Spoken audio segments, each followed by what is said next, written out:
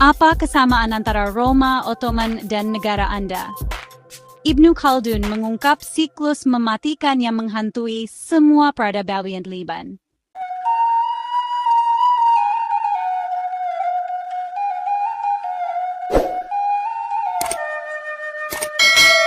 Assalamualaikum warahmatullahi wabarakatuh, Sanak.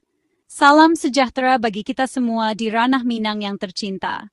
Selamat datang di Minang Mustika Jaya Channel, tempat kita menggali kearifan lokal dan merenungkan pelajaran dari masa lalu. Kali ini, kita akan menyelami pemikiran seorang cendekiawan Muslim abad ke-14, Ibnu Khaldun, tentang siklus kehidupan sebuah negara. Mengapa peradaban besar bisa runtuh?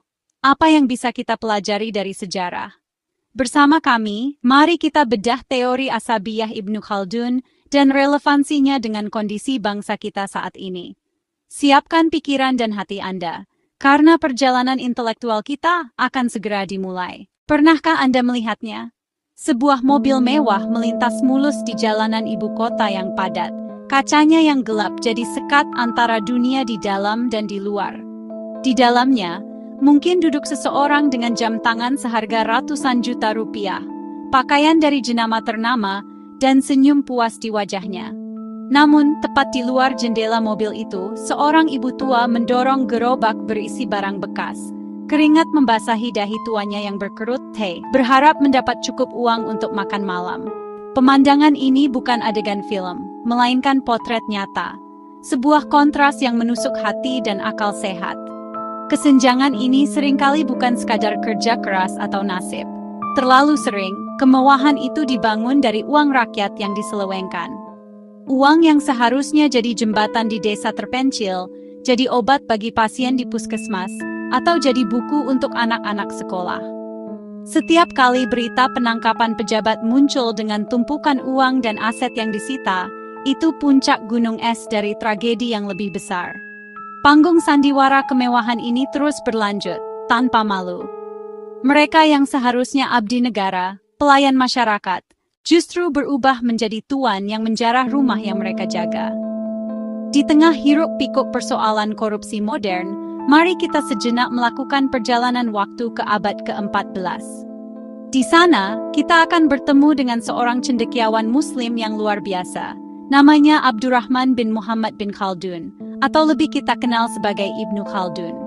Beliau bukan sekadar sejarawan biasa. Ia adalah seorang sosiolog. Ia adalah seorang ekonom. Ia adalah seorang filsuf perintis. Melalui karya monumentalnya Muqaddimah, Ibnu Khaldun tidak hanya mencatat sejarah, ia juga menganalisis pola kebangkitan dan kejatuhan peradaban, seolah memiliki teleskop yang menembus lorong waktu. Dalam Muqaddimah, ia menguraikan siklus tak terhindarkan bagi setiap dinasti. Peradaban lahir dari semangat solidaritas, asyabiyah. Bersatu untuk tujuan bersama, hidup sederhana, memiliki moral yang tinggi. Pada fase awal, pemimpin adalah pelayan rakyat sejati. Mereka membangun negara, menegakkan keadilan, memastikan kesejahteraan bersama. Namun seiring waktu kekuasaan mapan, generasi penerus terbuai kemewahan. Disinilah benih keruntuhan ditanam. Generasi penguasa baru mulai mencintai kemegahan, membangun istana mewah, menaikkan pajak untuk gaya hidup boros. Jika kita meletakkan teori Ibnu Khaldun di samping realitas Indonesia, pantulannya akan terlihat begitu jelas, meski menyakitkan. Apa yang ditulis Ibnu Khaldun berabad-abad lalu terasa seperti laporan investigasi tentang kondisi negara kita saat ini. Ia berbicara tentang penguasa yang mulai mengejar kemewahan dan membebani rakyat dengan pajak yang tidak adil. Tidakkah ini terdengar familiar? Kita melihat bagaimana anggaran negara, yang berasal dari pajak setiap warga, justru seringkali bocor dan diselewengkan untuk kepentingan segelintir orang. Proyek infrastruktur yang biayanya membengkak, bantuan sosial yang tidak sampai ke tangan yang berhak, pengadaan barang yang nilainya digelembungkan secara tidak wajar. Contohnya bertebaran seperti jamur di musim hujan. Kita ingat kasus korupsi IKTP. Proyek raksasa yang seharusnya mempermudah administrasi, tetapi menjadi bancakan triliunan. Uang yang seharusnya menjadi identitas digital bagi seluruh rakyat, malah mengalir ke kantong pribadi. Ada pula kasus korupsi impor di mana izin diperjualbelikan. Itu membuat harga kebutuhan pokok melambung tinggi, menyengsarakan petani, menyengsarakan konsumen. Semua ini manifestasi fase kemerosotan menurut Ibnu Khaldun. Pejabat tak lagi melayani, melainkan berdagang pengaruh dan kekuasaan. Siklus. Generasi pendiri sederhana, generasi penerus korup. Para pendiri berjuang dengan semangat solidaritas untuk kemerdekaan. Namun seiring waktu, semangat itu terkikis oleh pragmatisme dan keserakahan. Salah satu pilar utama yang menopang sebuah peradaban selain ekonomi yang adil adalah hukum yang berwibawa. Namun, apa yang terjadi ketika hukum itu sendiri dilemahkan dari dalam? Di Indonesia, kita punya segudang peraturan untuk memberantas korupsi. Komisi Pemberantasan Korupsi Kepolisian Kejaksaan. Namun, mengapa para koruptor seolah tak pernah jera? Jawabannya mungkin terletak pada perumpamaan lama. Hukum di negeri ini seringkali terasa seperti sarang laba-laba, mampu menjerat serangga kecil, tetapi mudah robek oleh hewan yang lebih besar dan kuat. Kita sering menyaksikan bagaimana seorang pencuri ayam atau sandal jepit bisa dihukum berat, sementara koruptor kelas kakap yang merugikan negara triliunan rupiah justru mendapatkan hukuman ringan, diskon masa tahanan, dan bahkan masih bisa tersenyum di pengadilan. Vonis yang tidak memberikan efek jera, fasilitas mewah di dalam penjara bagi narapidana korupsi, pembebasan bersyarat yang terlalu mudah diberikan, semuanya mengirimkan pesan yang salah. Pesan bahwa korupsi bukanlah kejahatan luar biasa, melainkan hanya sebuah risiko bisnis yang bisa dikalkulasi. Praktik mafia peradilan, di mana putusan bisa dibeli dan pasal bisa dinegosiasikan, oknum penegak hukum yang seharusnya menjadi garda terdepan pemberantasan korupsi, justru ikut bermain dalam lingkaran setan yang sama. Di balik angka-angka kerugian negara dan pasal-pasal hukum yang dilanggar, ada satu hal yang lebih fundamental yang hilang, nurani. Korupsi pada dasarnya bukanlah sekadar kejahatan finansial, melainkan krisis moral yang parah. Ini adalah tentang hati yang telah mati, yang tidak lagi mampu membedakan mana yang hak dan mana yang batil. Bagaimana mungkin seseorang bisa tidur nyenyak di atas kasur empuk, mengetahui bahwa uang yang ia nikmati adalah hasil merampas hak-hak orang miskin, hak anak yatim, hak generasi masa depan.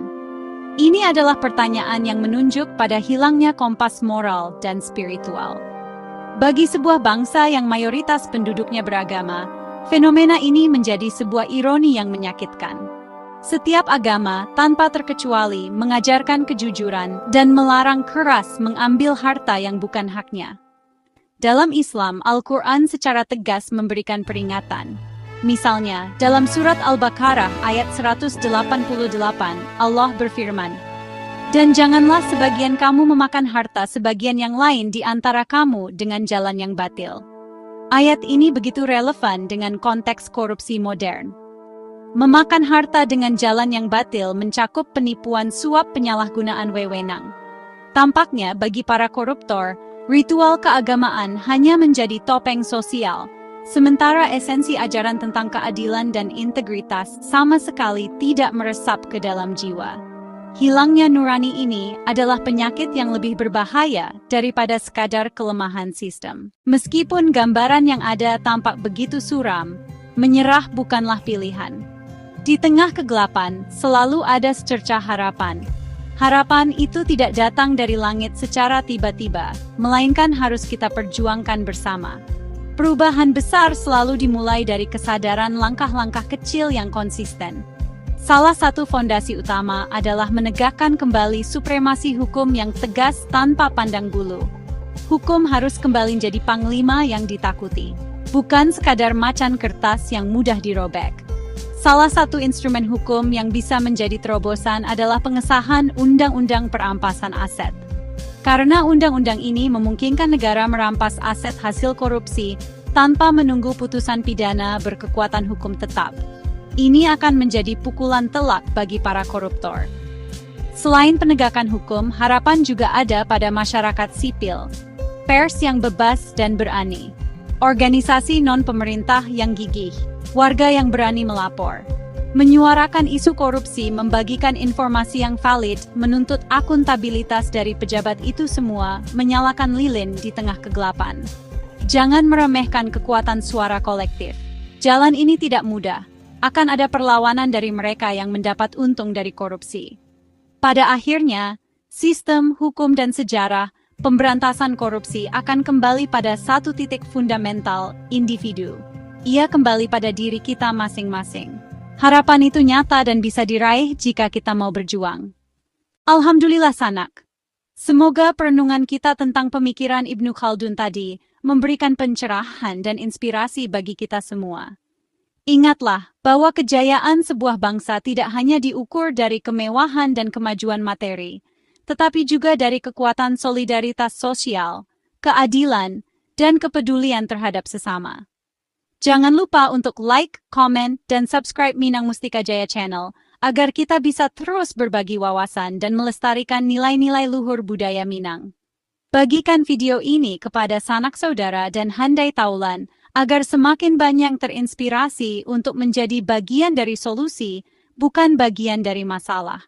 Sampai jumpa di video berikutnya. Mari kita jaga asabiyah di negeri kita tercinta. Wassalamualaikum warahmatullahi wabarakatuh.